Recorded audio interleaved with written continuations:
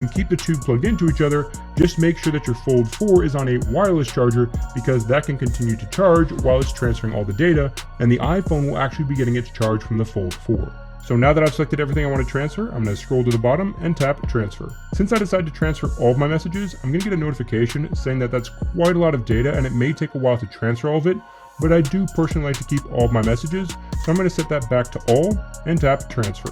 Then I'm going to get a notification on the old device asking me to copy the data, so I'm going to tap copy, and I need to sign in with my fingerprint over here, and now it's going to start copying all of the data. And the first thing it's going to start copying is the accounts.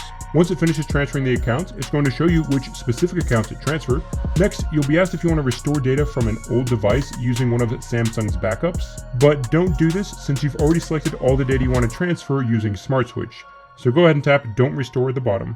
Next, you'll be able to continue setting up your Fold 4 while all the data transfers in the background. And at the end of the setup process, you'll be taken to these tips that show you how to protect your phone. So since this is a folding display, it's not quite as tough as something you would find on either an iPhone or one of Samsung's other flagship devices like the S22 Ultra. So it just tells you not to do some obvious things like use hard or sharp objects on the screen, don't throw it in the sand, don't fold things inside of the device like keys and things like that. Most importantly, it says not to remove the protective film that's on this main display, and it also tells you not to apply any other films or stickers because they could damage the screen.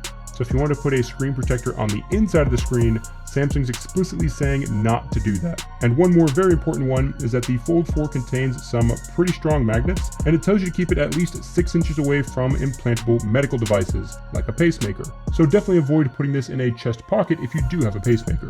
Then we're just going to tap next, and it's going to tell me that I'm all set up, and you get two options to either tap finish or explore your Galaxy. If you tap explore your Galaxy,